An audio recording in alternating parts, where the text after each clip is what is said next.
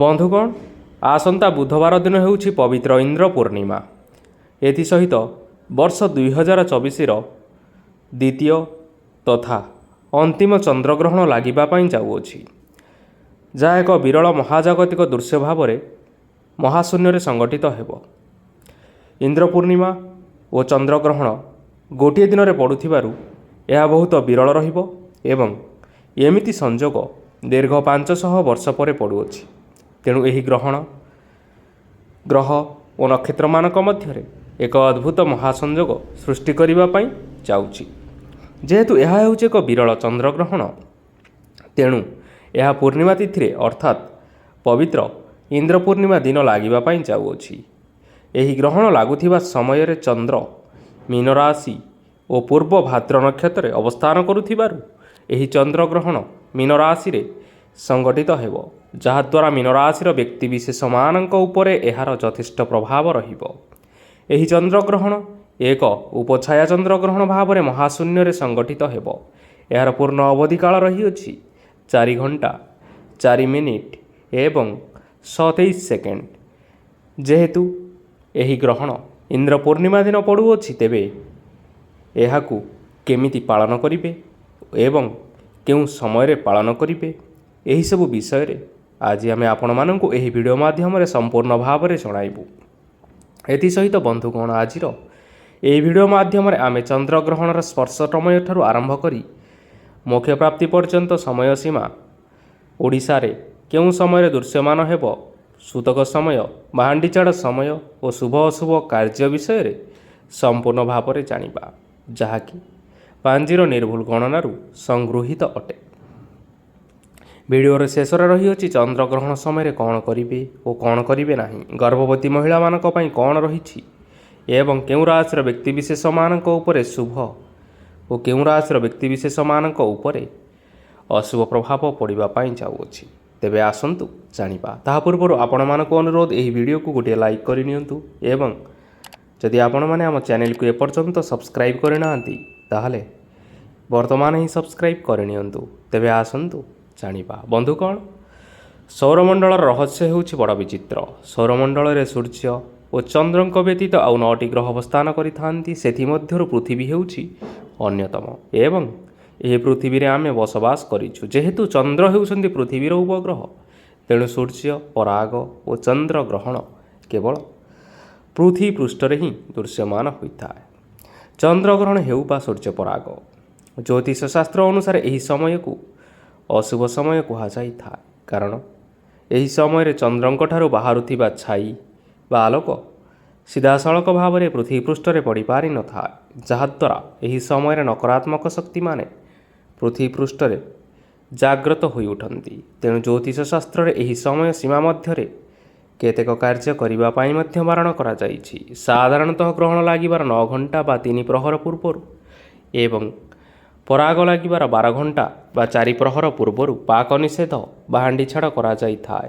ଏହି ସମୟକୁ ଆମେ ସୂତକ ସମୟ ମଧ୍ୟ କହିଥାଉ। ଏହି ଚନ୍ଦ୍ରଗ୍ରହଣ ଲାଗୁଥିବା ସମୟରେ ଖାଦ୍ୟ ଗ୍ରହଣ କରିବାକୁ ମଧ୍ୟ ବାରଣ କରାଯାଇଛି, କାରଣ ଗ୍ରହଣ ଲାଗିବା ସମୟରେ ପେଟରେ କିଛି ଖାଦ୍ୟ ପଦାର୍ଥ ନ ରହିବା ହିଁ ଭଲ। ତେଣୁ 9 ଘଣ୍ଟା ବା 3 ପ୍ରହର ପୂର୍ବରୁ ହାଣ୍ଡିଛାଡ଼ ବା ପାକ ନିଷେଧ କରାଯାଇଥାଏ। ବନ୍ଧୁଗଣ, ଆସନ୍ତା 18 ତାରିଖ ବୁଧବାର ଅର୍ଥାତ୍ ପବିତ୍ର ଇନ୍ଦ୍ର ପୂର୍ଣ୍ଣିମା ଦିନ ବର୍ଷର ଦ୍ୱିତୀୟ ତଥା ଅନ୍ତିମ ଚନ୍ଦ୍ରଗ୍ରହଣ ଲାଗିବା ପାଇଁ ଯାଉଅଛି। ଏହି ବର୍ଷ ସମୁଦାୟ 4ଟି ମହାଜାଗତିକ ଦୃଶ୍ୟ ମହାକାଶରେ ଦେଖିବାକୁ ମିଳିବ। ସେଥିମଧ୍ୟରୁ 2ଟି ଚନ୍ଦ୍ରଗ୍ରହଣ ଏବଂ 2ଟି ସୂର୍ଯ୍ୟପରାଗ ଅଟେ। ଏହି ବର୍ଷ ଗୋଟିଏ ଚନ୍ଦ୍ରଗ୍ରହଣ ଏବଂ ସୂର୍ଯ୍ୟପରାଗ ଲାଗିସାରିଛି ଏବଂ ଆଉ ଗୋଟିଏ ଚନ୍ଦ୍ରଗ୍ରହଣ ଏବଂ ସୂର୍ଯ୍ୟପରାଗ ଲାଗିବା ପାଇଁ ଅଛି। ସେଥିମଧ୍ୟରୁ ଗୋଟିଏ ଚନ୍ଦ୍ରଗ୍ରହଣ ବା ଅନ୍ତିମ ଚନ୍ଦ୍ରଗ୍ରହଣ ଆସନ୍ତା 18 ତାରିଖରେ ଲାଗିବା ପାଇଁ ଯାଉଅଛି। ସେହିସବୁ ବିଷୟରେ ସମ୍ପୂର୍ଣ୍ଣ ଭାବରେ ଜାଣିବା ପାଇଁ ଆପଣମାନେ ଯଦି ଆମ ଚ୍ୟାନେଲକୁ ଏପର୍ଯ୍ୟନ୍ତ ସବସ୍କ୍ରାଇବ୍ କରିନାହାନ୍ତି, ତାହେଲେ ବର୍ତ୍ତମାନ ହିଁ ସବସ୍କ୍ରାଇବ୍ କରିନିଅନ୍ତୁ ଏବଂ ଭିଡ଼ିଓକୁ ମଧ୍ୟ ଲାଇକ୍ କରିନିଅନ୍ତୁ। ସର୍ବପ୍ରଥମେ ଜାଣି ରଖିବା ଗ୍ରହଣ ଲାଗିବା ସମୟରେ ବା ଗ୍ରହଣ କେବେ ଆରମ୍ଭ ହେଉଛି ଏବଂ କେବେ ଶେଷ ହେଉଛି ଏବଂ ଏହାର ସମୟସୀମା ବିଷୟରେ। ଆସନ୍ତା 18 ତାରିଖ ବୁଧବାର ଦିନ ଲାଗିବାକୁ ଯାଉଥିବା ଚନ୍ଦ୍ରଗ୍ରହଣ ହେଉଛି ଉପଛାୟା ଚନ୍ଦ୍ରଗ୍ରହଣ। ଏହି ଗ୍ରହଣର ଗ୍ରାସ ବା ଗ୍ରହଣ ଲାଗିବାର ସମୟ ହେଉଛି ସକାଳ 6ଟା ବାଜି 12 ମିନିଟ୍ ଏବଂ 3 ସେକେଣ୍ଡ।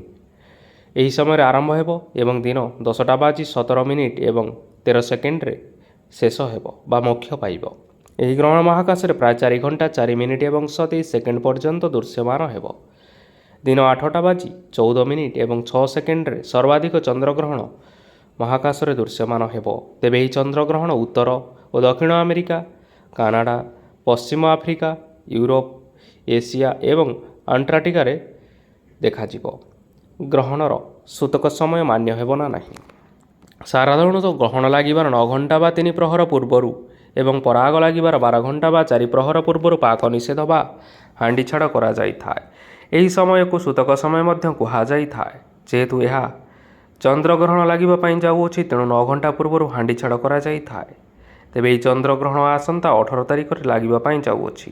ଏହା ଭାରତ ଓ ଓଡ଼ିଶାରେ ଦୃଶ୍ୟମାନ ହେବ ନାହିଁ, କାରଣ ଗ୍ରହଣ ଦିନ ସମୟରେ ଲାଗିବା ପାଇଁ ଯାଉଅଛି। ତେଣୁ ଉତ୍ତର ଏବଂ ଦକ୍ଷିଣ ଆମେରିକା, କାନାଡ଼ା, ପଶ୍ଚିମ ଆଫ୍ରିକା, ୟୁରୋପ, ଏସିଆ ଏବଂ ଆଣ୍ଟାର୍କଟିକାରେ ଦେଖାଦେବ। ସକାଳ ସମୟରେ ଭାରତର ଉତ୍ତର ପଶ୍ଚିମ ରାଜ୍ୟମାନଙ୍କରେ କିଛି ସମୟ ପାଇଁ ଦୃଶ୍ୟମାନ ହେବାର ସମ୍ଭାବନା ରହିଅଛି। ଜ୍ୟୋତିଷଶାସ୍ତ୍ର ଅନୁସାରେ ଉପଛାୟା ଚନ୍ଦ୍ରଗ୍ରହଣ ହେବା କାରଣରୁ ଏହି ଚନ୍ଦ୍ରଗ୍ରହଣର ସୂତକ କାଳ ବା ହାଣ୍ଡିଛାଡ଼ ସମୟ ମାନ୍ୟ ହେବ ନାହିଁ, କାରଣ ସେହି ଗ୍ରହଣର ସୂତକ କାଳ ମାନ୍ୟ ହୋଇଥାଏ ଯେଉଁ ଗ୍ରହଣ ଖାଲି ଆଖିରେ ଦେଖାଯାଇ ପାରିଥାଏ। ଯେହେତୁ ଏହା ଏକ ଉପଛାୟା ଚନ୍ଦ୍ରଗ୍ରହଣ, ତେଣୁ ଏହି ଚନ୍ଦ୍ରଗ୍ରହଣ ଖାଲି ଆଖିରେ ଦୃଶ୍ୟମାନ ହେବ ନାହିଁ। ଉପଛାୟା ଚନ୍ଦ୍ରଗ୍ରହଣ ସେତେବେଳେ ହୋଇଥାଏ ଯେତେବେଳେ ସୂର୍ଯ୍ୟ ଓ ଚନ୍ଦ୍ରଙ୍କ ମଧ୍ୟରେ ପୃଥିବୀ ଆସିଥାଏ, କିନ୍ତୁ ସେହି 3 ଜଣ ଏକ ସରଳ ରେଖାରେ ରହି ନଥାନ୍ତି। ଗ୍ରହଣ ଲାଗିବା ପୂର୍ବରୁ ଚନ୍ଦ୍ରମା ପୃଥିବୀର ଉପଛାୟାରେ ପ୍ରବେଶ କରିଥାଏ ଓ ଏହାପରେ ସେ ପୃଥିବୀର ବାସ୍ତବିକ ଛାୟାରେ ପ୍ରବେଶ କରିଥାଏ। ଯେତେବେଳେ ଏମିତି ହୋଇଥାଏ ସେତେବେଳେ ଚନ୍ଦ୍ରଗ୍ରହଣ ଲାଗିଥାଏ, କିନ୍ତୁ କେତେଥର ଏମିତି ବି ହୋଇଥାଏ କି ଚନ୍ଦ୍ରମା କେବଳ ପୃଥିବୀର ଉପଛାୟାରେ ହିଁ ପ୍ରବେଶ କରି ପୁଣି ଫେରିଆସିଥାଏ। ଏହି ସମୟରେ ଚନ୍ଦ୍ରମାର ପ୍ରତିବିମ୍ବ କେବଳ ପାଉଁଶିଆ ନଜର ଆସିଥାଏ, ସମ୍ପୂର୍ଣ୍ଣ ଅନ୍ଧକାର ନୁହେଁ। ତେଣୁ ଆସନ୍ତା 18 ତାରିଖ ବୁଧବାର ଦିନ ଲାଗିବାକୁ ଯାଉଥିବା ଚନ୍ଦ୍ରଗ୍ରହଣର ସୂତକ ସମୟ ବା ପାକ ନିଷେଧର ସମୟ ମାନ୍ୟ ହେବ ନାହିଁ। ଏଥିସହିତ ଦେବନୀତି ଓ ପୂଜା କାର୍ଯ୍ୟ ମଧ୍ୟ ବନ୍ଦ ହେବ ନାହିଁ। ଏବେ ଆସନ୍ତୁ ଜାଣିବା ଚନ୍ଦ୍ର ପୂର୍ଣ୍ଣିମାର ଶୁଭ ସମୟ। ଏବେ ଆସନ୍ତୁ ଜାଣିବା ଇନ୍ଦ୍ର ପୂର୍ଣ୍ଣିମାର ଶୁଭ ସମୟ। ବନ୍ଧୁଗଣ, ଆସନ୍ତା କାଲି ଅର୍ଥାତ୍ 18 ତାରିଖ ବୁଧବାର ଦିନ ହେଉଛି ପବିତ୍ର ଇନ୍ଦ୍ର ପୂର୍ଣ୍ଣିମା। ଆପଣମାନଙ୍କୁ ପବିତ୍ର ଇନ୍ଦ୍ର ପୂର୍ଣ୍ଣିମାର ଶୁଭେଚ୍ଛା ଏବଂ ଶୁଭକାମନା। ହିନ୍ଦୁ ଧର୍ମରେ ଏହି ଦିନକୁ ବହୁତ ପବିତ୍ର ମନାଯାଇଥାଏ। ଏହି ଦିନ ଲୋକମାନେ ଦାନ ଓ ଧର୍ମକର୍ମରେ ସମୟ ଅତିବାହିତ କରିଥାନ୍ତି। ଏହି ସମୟ ଶୁଭ ହୋଇଥିବାରୁ ଏହି ଦିନରେ ଧନର ଦେବୀ ମାତା ଲକ୍ଷ୍ମୀଙ୍କୁ ପ୍ରସନ୍ନ କରିବା ପାଇଁ ବିଭିନ୍ନ ଉପାୟ ମଧ୍ୟ କରାଯାଇଥାଏ। ଜ୍ୟୋତିଷଶାସ୍ତ୍ର ଅନୁସାରେ ଏହି ସମୟରେ ଗୃହରେ ପୂଜା ପାଠ କଲେ ଶୁଭ ଫଳ ମିଳିଥାଏ। ଯଦି ଏହି ଶୁଭ ସମୟରେ ଜଣାତରେ ହେଉ ବା ଅଜାଣତରେ ହେଉ ଆମେ ଯଦି କିଛି ଅଶୁଭ କାମ କରିଦେଉଛେ, ତେବେ ଆମେ କରୁଥିବା ସବୁ ଧର୍ମ ଓ କର୍ମର ଫଳ ଅଶୁଭ ହୋଇଯାଇଥାଏ, ଯାହାଫଳରେ ଆମକୁ ସାରା ଜୀବନ ଦୁଃଖ ଓ କଷ୍ଟ ଭାବରେ ଜୀବନଯାପନ ବିତେଇବାକୁ ପଡ଼ିଥାଏ। ଏବେ ଆସନ୍ତୁ ଜାଣିବା ଇନ୍ଦ୍ର ପୂର୍ଣ୍ଣିମାର ଶୁଭ ସମୟ। ଆସନ୍ତା ସେପ୍ଟେମ୍ବର ମାସ 18 ତାରିଖ ବୁଧବାର ଦିନ ହେଉଛି ପବିତ୍ର ଇନ୍ଦ୍ର ପୂର୍ଣ୍ଣିମା। ଇନ୍ଦ୍ର ପୂର୍ଣ୍ଣିମାର ଶୁଭ ସମୟ ହେଉଛି ସକାଳ 5:35ରୁ ଆରମ୍ଭ ହୋଇ ସକାଳ 8:04 ପର୍ଯ୍ୟନ୍ତ ରହୁଛି। ଏହି ସମୟରେ ଆପଣମାନେ ଭଗବାନଙ୍କୁ ପୂଜା ଅର୍ଚ୍ଚନା କରିପାରିବେ। ଜ୍ୟୋତିଷଶାସ୍ତ୍ର ଅନୁସାରେ ଏହି ଚନ୍ଦ୍ରଗ୍ରହଣ କାରଣରୁ ଗ୍ରହ ନକ୍ଷତ୍ରମାନଙ୍କର ସ୍ଥାନରେ ବହୁତ ପରିବର୍ତ୍ତନ ଦେଖାଦେବା ପାଇଁ ଯାଉଅଛି। ଗ୍ରହମାନଙ୍କର ପରିବର୍ତ୍ତନ କାରଣରୁ କିଛି ରାଶିର ବ୍ୟକ୍ତିବିଶେଷମାନଙ୍କ ଉପରେ ଅଶୁଭ ପ୍ରଭାବ ପଡ଼ୁଥିବା ବେଳେ କେତେକ ରାଶିମାନଙ୍କ ଉପରେ ଏହି ଚନ୍ଦ୍ରଗ୍ରହଣର ଶୁଭ ପ୍ରଭାବ ମଧ୍ୟ ପଡ଼ିବା ପାଇଁ ଯାଉଅଛି। ତେବେ ରାଶିଚକ୍ରରେ 12 ଗୋଟି ରାଶିମାନଙ୍କ ମଧ୍ୟରୁ ଏହି 8ଟି ରାଶିର ବ୍ୟକ୍ତିବିଶେଷମାନଙ୍କ ଉପରେ ଏହି ଚନ୍ଦ୍ରଗ୍ରହଣର ଶୁଭ ପ୍ରଭାବ ପଡ଼ିବା ପାଇଁ ଯାଉଅଛି।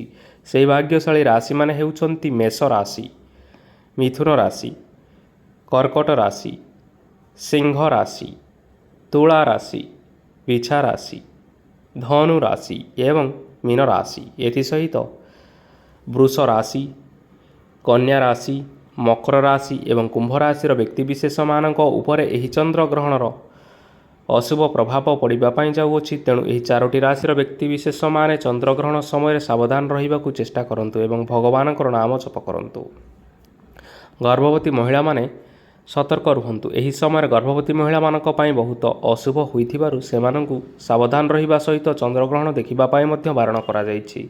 ଗ୍ରହଣ ଲାଗିବା ସମୟରେ ଗର୍ଭବତୀ ମହିଳାମାନେ କୌଣସି ଜିନିଷ କଟାକଟି ବା କୌଣସି କପଡ଼ା ଆଦି ସିଲେଇ କରନ୍ତୁ ନାହିଁ, ନଚେତ୍ ଏହାର କୁପ୍ରଭାବ ଗର୍ଭରେ ଥିବା ଶିଶୁ ଉପରେ ସିଧାସଳଖ ଭାବରେ ପଡ଼ିଥାଏ। ଏଥିସହିତ ଚନ୍ଦ୍ରଗ୍ରହଣ ଲାଗୁଥିବା ସମୟରେ କଳା ରଙ୍ଗର ବସ୍ତ୍ର ପରିଧାନ କରନ୍ତୁ ନାହିଁ ଏବଂ ବାହାରକୁ ମଧ୍ୟ ବାହାରନ୍ତୁ ନାହିଁ। ଚନ୍ଦ୍ରଗ୍ରହଣ ସମୟରେ ଯଦି ଚନ୍ଦ୍ରର ଛାୟା କୌଣସି ବି ଗର୍ଭବତୀ ମହିଳାଙ୍କ ଉପରେ ପଡ଼ିଯାଏ, ତେବେ ତା'ର ଗର୍ଭର ପ୍ରଥମ ଶିଶୁକୁ ଶାରୀରିକ ଦୋଷ ଲାଗିଯାଏ, ଯାହା ଭବିଷ୍ୟତରେ ବହୁତ ବଡ଼ ସମସ୍ୟା ସୃଷ୍ଟି କରିଥାଏ। ତେଣୁ ଗର୍ଭବତୀ ମହିଳାମାନେ ଏହି ସମୟରେ ବାହାରକୁ ବାହାରନ୍ତୁ ନାହିଁ। ଗ୍ରହଣ ଲାଗୁଥିବା ସମୟରେ କ'ଣ ସବୁ କରିବା ଅନୁଚିତ? ପ୍ରଥମତଃ ଖାଦ୍ୟ ତିଆରି କରନ୍ତୁ ନାହିଁ।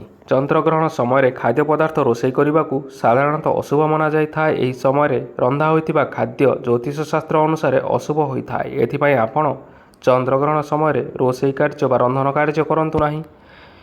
ଚନ୍ଦ୍ରଗ୍ରହଣ ସମୟରେ ଖାଦ୍ୟ ଗ୍ରହଣ କରନ୍ତୁ ନାହିଁ। ଏହି ସମୟରେ ରନ୍ଧା ହୋଇଥିବା ଖାଦ୍ୟ ଗ୍ରହଣ କରିବା ସମ୍ପୂର୍ଣ୍ଣ ଭାବରେ ନିଷେଧ ଅଟେ। ଜ୍ୟୋତିଷ ଶାସ୍ତ୍ର ଅନୁସାରେ ଚନ୍ଦ୍ରଗ୍ରହଣ ସମୟରେ ରନ୍ଧା ହୋଇଥିବା ଖାଦ୍ୟ ଖାଇଲେ ଏହା ଆମ ଶରୀର ଉପରେ କୁପ୍ରଭାବ ପକାଇଥାଏ। ତେଣୁ ଗ୍ରହଣ ହେଉ ବା ପରାଗ, ଏହି ଦୁଇଟି ସମୟରେ ଶୁଖିଲା ଖାଦ୍ୟ ବା ଫଳମୂଳ ଆଦି ଆପଣମାନେ ଖାଇପାରିବେ।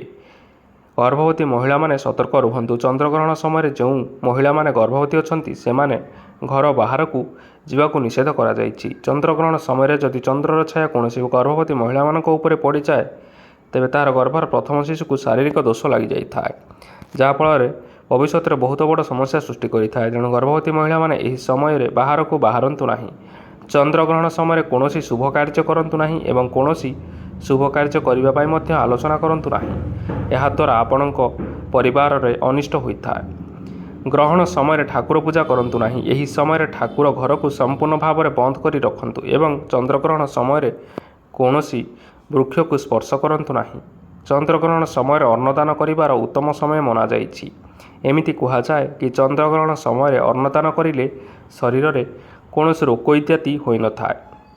ଗ୍ରହଣ ଶେଷ ହେବା ପରେ ସ୍ନାନ କରିବା ଏବଂ ପିନ୍ଧିଥିବା ବସ୍ତ୍ରକୁ ଧୋଇ ନେବା ଉଚିତ ଏବଂ ନିଜ ଘରକୁ ଗଙ୍ଗାଜଳ ଛିଞ୍ଚନ କରି ପବିତ୍ର କରିନେବା ଉଚିତ ଏବଂ ଏହାପରେ ନିଜର ସାମର୍ଥ୍ୟ ଅନୁଯାୟୀ ଦୁଃଖୀ ଦରିଦ୍ରମାନଙ୍କୁ ଅନ୍ନଦାନ କଲେ ଆପଣଙ୍କର ସମ୍ପୂର୍ଣ୍ଣ ପାପ କ୍ଷୟ ହୋଇଥାଏ।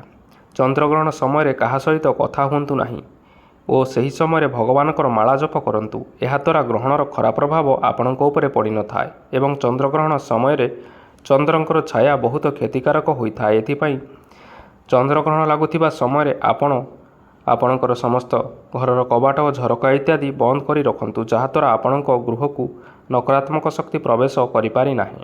ଚନ୍ଦ୍ରଗ୍ରହଣ ସମୟରେ ଶାରୀରିକ ସମ୍ପର୍କ ରଖନ୍ତୁ ନାହିଁ। ଏହି ସମୟରେ ନକାରାତ୍ମକ ଶକ୍ତିର ପ୍ରଭାବ ଅଧିକ ରହିଥିବାରୁ ବିବାହିତ ପୁରୁଷ ଓ ମହିଳାମାନେ ଶାରୀରିକ ସମ୍ପର୍କ ରଖନ୍ତୁ ନାହିଁ। ଏହାକୁ ଜ୍ୟୋତିଷ ଶାସ୍ତ୍ରରେ ସାଧାରଣତଃ ଅଶୁଭ ମନାଯାଇଛି, ଯାହାଫଳରେ ଆପଣଙ୍କର ସମ୍ପର୍କରେ ଫାଟ ସୃଷ୍ଟି ହୋଇଥାଏ ଏବଂ ଏହାକୁ ଆପଣଙ୍କର ସନ୍ତାନମାନଙ୍କ ଉପରେ ଖରାପ ପ୍ରଭାବ ମଧ୍ୟ ପକାଇବାର ସମ୍ଭାବନା ରହିଥାଏ। ଜ୍ୟୋତିଷ ଶାସ୍ତ୍ର ଅନୁସାରେ ଏହି ଚନ୍ଦ୍ରଗ୍ରହଣ କାରଣରୁ ଗ୍ରହ ଓ ନକ୍ଷତ୍ରମାନଙ୍କର ସ୍ଥାନରେ ବହୁତ ବଡ଼ ପରିବର୍ତ୍ତନ ଦେଖାଦେବା ପାଇଁ ଯାଉଅଛି। ଗ୍ରହମାନଙ୍କର ପରିବର୍ତ୍ତନ କାରଣରୁ କିଛି ରାଶିର ବ୍ୟକ୍ତିବିଶେଷମାନଙ୍କ ଉପରେ ଏହି ଚନ୍ଦ୍ରଗ୍ରହଣର ଅଶୁଭ ପ୍ରଭାବ ପଡ଼ୁଥିବା ବେଳେ କେତେଗୋଟି ରାଶିମାନଙ୍କ ଉପରେ ଏହି ଚନ୍ଦ୍ରଗ୍ରହଣର ଶୁଭ ପ୍ରଭାବ ମଧ୍ୟ ପଡ଼ିବା ପାଇଁ ଯାଉଅଛି। ତେବେ ରାଶିଚକ୍ରରେ 12 ଗୋଟି ରାଶିମାନଙ୍କ ମଧ୍ୟରୁ କେବଳ ଏହି 8ଟି ରାଶିର ବ୍ୟକ୍ତିବିଶେଷମାନଙ୍କ ଉପରେ ଏହି ଚନ୍ଦ୍ରଗ୍ରହଣର ଶୁଭ ପ୍ରଭାବ ପଡ଼ିବା ପାଇଁ ଯାଉଅଛି।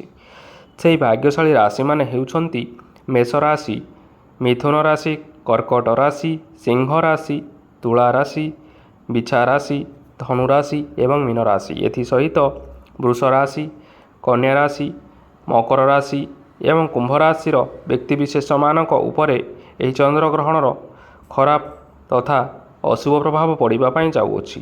ତେଣୁ ଏହି 4ଟି ରାଶିର ବ୍ୟକ୍ତିବିଶେଷମାନେ ଏହି ଚନ୍ଦ୍ରଗ୍ରହଣ ଲାଗୁଥିବା ସମୟରେ ସାବଧାନ ରହିବା ପାଇଁ ଚେଷ୍ଟା କରନ୍ତୁ ଏବଂ ଭଗବାନଙ୍କର ନାମ ଜପ କରନ୍ତୁ। ଦେଖିବେ ଆପଣମାନଙ୍କ ଉପରକୁ ଆସୁଥିବା ଘାତ ଓ ପ୍ରତିଘାତ ଆପେ ଆପେ ଦୂରେଇଯିବ। ତେବେ ବନ୍ଧୁଗଣ, ଆପଣମାନେ ଏହି ଭିଡ଼ିଓ ମାଧ୍ୟମରେ ଏହି ଚନ୍ଦ୍ରଗ୍ରହଣର ସମ୍ପୂର୍ଣ୍ଣ ସମୟ ସୀମା ଏବଂ ସମ୍ପୂର୍ଣ୍ଣ ବିଧି ଏବଂ ପାଳନ ହେବ କି ନାହିଁ ଏହିସବୁ ବିଷୟରେ ଜାଣିବା ପାଇଁ ପାଇପାରିଲେ। ତେବେ ଆଶା କରୁଛୁ ଆପଣମାନଙ୍କୁ ଏହି ଭିଡ଼ିଓଟି ପସନ୍ଦ ଆସିଥିବ। ପସନ୍ଦ ଆସିଥିଲେ ଏହି ଭିଡ଼ିଓକୁ ଲାଇକ୍ କରିବା ସହିତ ଆପଣଙ୍କ ପ୍ରିୟଜନମାନଙ୍କ ସହିତ ସେୟାର କରିନିଅନ୍ତୁ। ଧନ୍ୟବାଦ।